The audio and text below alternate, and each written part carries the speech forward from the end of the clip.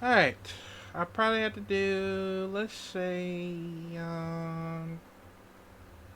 three more. That's it. But yeah, so let's get going. So this time I'm gonna react to choosing your wrestling moveset by Till We Make It. Now, in case you haven't noticed about it, because I been knowing about pro wrestling ever since then. And I know I haven't get a chance to go in the pro wrestling show, but I will eventually if I can try. So yeah, but but in case you haven't noticed, I was always a big fan. I always a big fan of WWE ever since I was a kid. My brother used to like watch it, and I watched it with him while I was a baby, cause it's the only reason why this entire like pro wrestling affects me so much because I see I see Stone Cold. Steve Austin do the Stone Cold Stutter. I see The Rock do the Rock Bottom. Triple H do the Pentagram. Mankind Memorable Claw. And the Undertaker did choke slam and did a Tombstone Power Driver. Well, of course, along with Kane, that actually used the only choke slam, of course. I mean, there's a lot of things that really amaze me. The only reason why I always love pro wrestling is because the most of very entertainment stuff.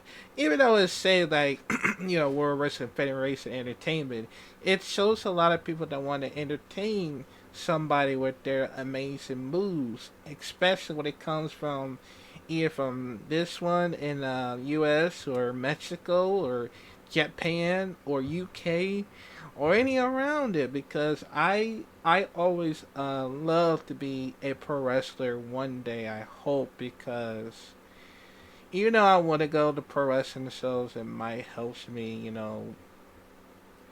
Maybe I would take a break because when I think on next month on March. I'll probably have to go one of the pro wrestling shows that might happen because I think it's at Michigan. I don't know. I'm gonna check and see. So yeah. But in case you haven't noticed, I was gonna like make my own top move. You know, to make my own move set. It might take a while, but I guess we can try instead. So yeah. But let me know. Comment down below if you wanna be a pro wrestler.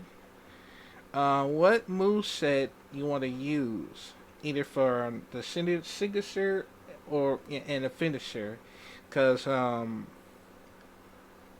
think there's a lot of signature moves that you actually want to use it from, but the only reason that WWE chose like either two signatures or even more, it doesn't matter what moves you want to use from, as long it doesn't have like you know, a band move, of course, like the Burning Hammers or the Power Driver. I mean, it sucks.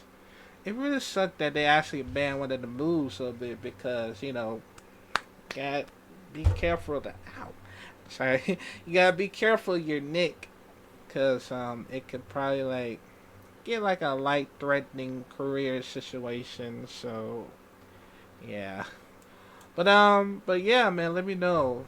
And yeah. But anyway, let's check it out in five, four, three, two. Let's make sure we choose the exact right moves for you. It's coming up next on Till We Make It.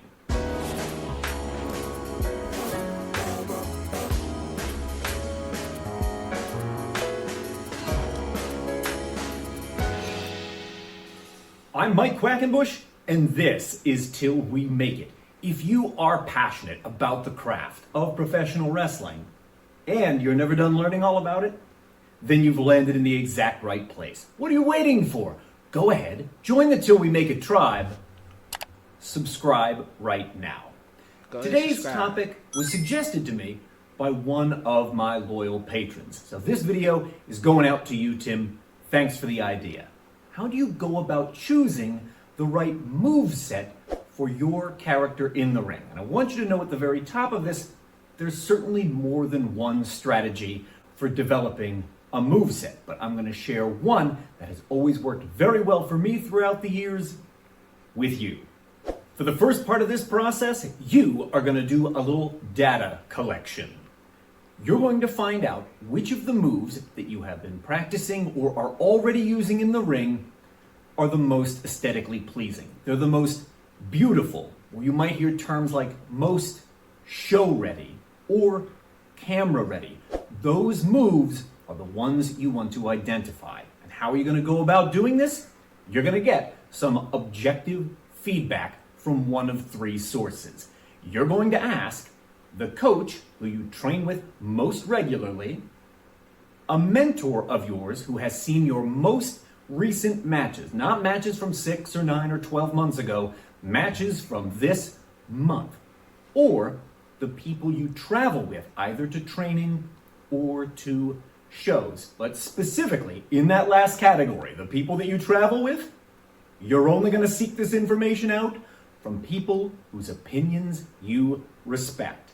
If you do not appreciate their opinions about professional wrestling, what makes wrestling good, what makes wrestling bad, you're not going to solicit them for information at this stage of the game.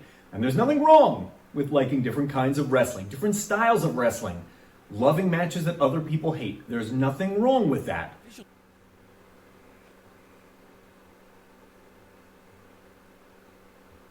But you're going to be careful to only ask for feedback from people whose opinions you respect. Got it? Once you've gotten that objective feedback from your coach, from your mentor, or from your traveling mates, you're going to compile that information about the moves which are most show ready, that are most camera ready, and you are going to start looking for a theme. You know what I mean by this? Let's say, just as an example, that the moves you are told you do most beautifully are a monkey flip, an enziguri, a power slam, and the falcon arrow. Let's say that's what's making your list. Everybody agrees those are your best moves. So what is the theme there? The theme is back. There's a lot of back moves on that list, right? A monkey flip, that's a back move. A power slam, that's a back move. Falcon arrow, back move. The only outlier there, the enziguri, right? Hits the back of the head. So using this data, you can begin to curate for yourself a move set which is going to be both cohesive and congruent. They work well together and they tell a good story together. So your data collection's complete and you've got your list and you've discovered a theme. Now we're going to refine this move set in 3 ways. Up first, let's talk finishing move. So, what are you going home on? Using that example we just came up with, could you go home on the falcon arrow? Yes, of course. Could you go home on the power slam? Absolutely you could. But you may want to give consideration to coming up with a finisher that you can use on people of all shapes, all sizes, and all experience levels. So, could you give the falcon arrow to someone who outweighs you by 250 pounds? Maybe not. Maybe you need something that's a little more malleable, that's a little more easy to adapt to all situations, like the Boston Crab. The Boston Crab is a submission hold that affects the back. Once you've got that in place, you're going to use that to navigate by.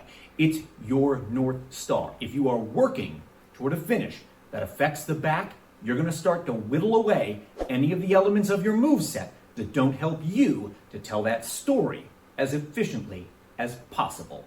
If you're getting something out of today's video, won't you please leave a like-a-palooza down below? It does help the channel to grow, and thanks for doing it. Give me a second. I already like it anyway, so I'll follow up. Yeah, anyways. That for me. Now we're going to further refine your moveset by looking at it through the lens of style. You know what I mean?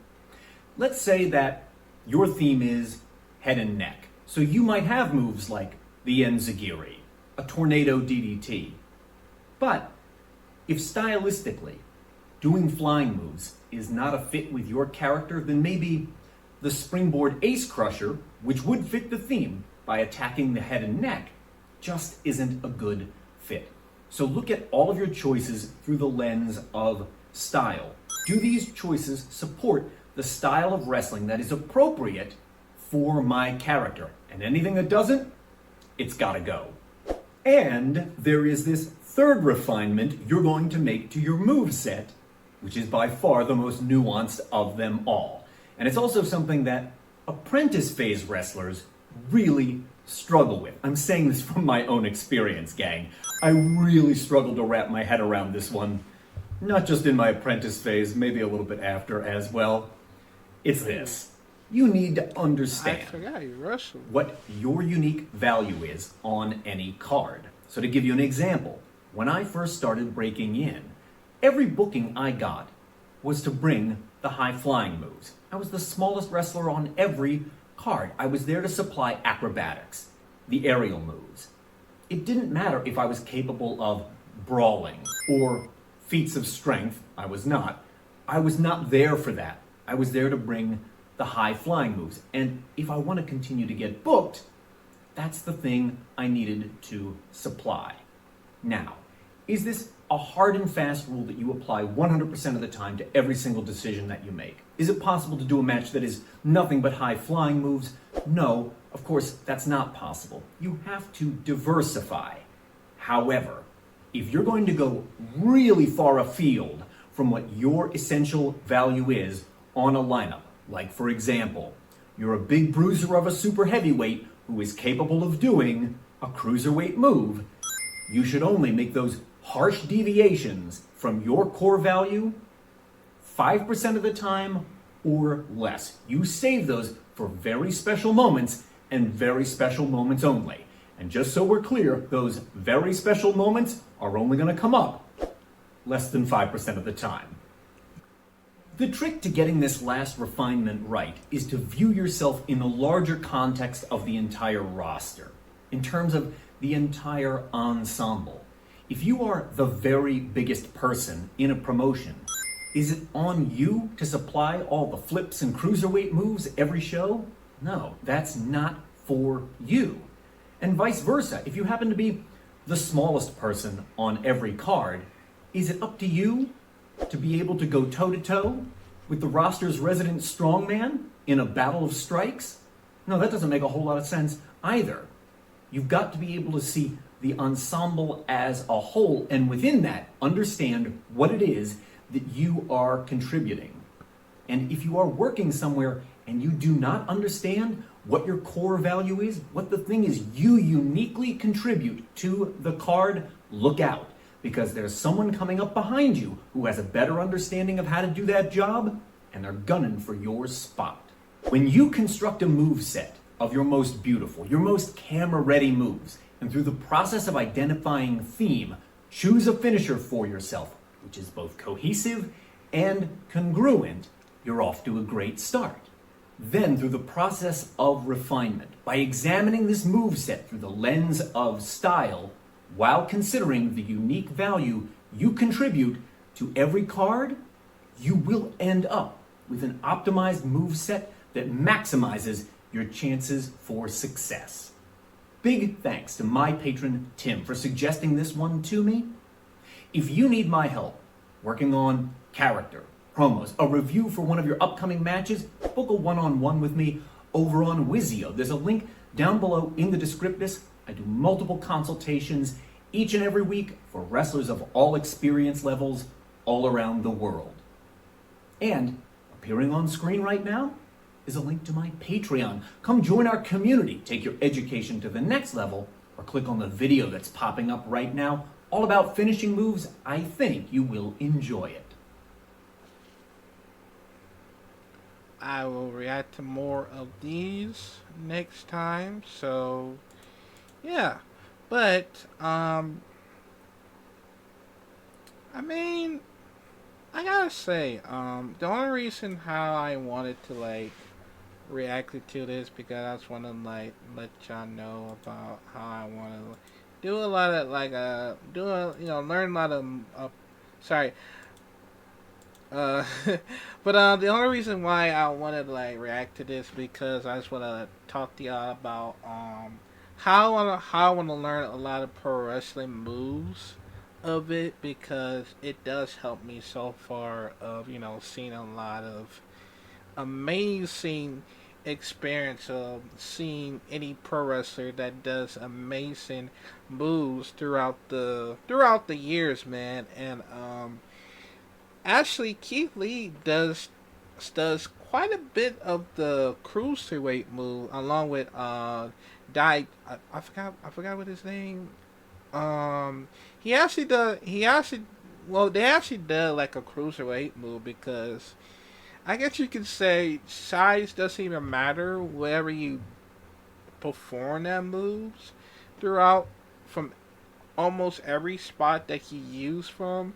Because I remember from from Keith Lee on NXT, that was a great run. That was a great one and amazing so far, because I mean he actually does that. I mean, even though that's like a very great athletic of it, it's just like, man, like that's what I always loved about pro wrestling and stuff, because you see like there's like a cruiserweight who does like a very amazing springboard. Well, according to Lucha Libre, they actually done more as amazing springboard moves and stuff, and all the other like the matching and stuff, and it was just very amazing.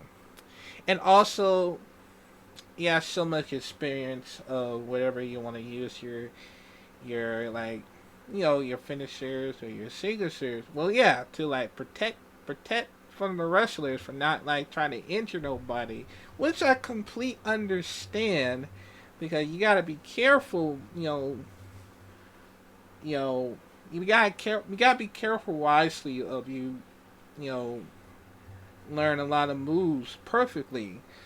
I mean, I would have did the same thing, because I want to learn a lot of move set perfectly in order for me to like, it's all about the timing. It's all about it's all about the timing. The timing. What else?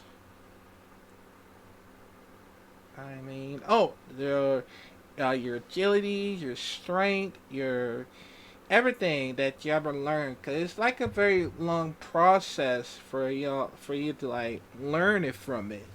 Instead, you just gotta like okay, let's take things slow, and then you work your way up, and just go fast. Sorry, go fast to learn the moves, especially from if you're a high flyer person. It's all about target, land it right from your opponent. Like, be careful not to land on right of your face, cause it might get like injured. You're probably gonna get injured like that. But except if you do have to be careful, you gotta like make sure that you pretend like you're I don't know, you go between your heads instead. I don't know, but you understand. And that's the only thing I want to learn a lot of moves from. I want to learn for like strong styles, high flyer person. I want to be a high flyer as well, because I need to like face my fear and not break my neck. Cause it's all about agility and balance, and finding the right target of it. And that's the only thing. That's the only thing about it, because it actually like does help a lot.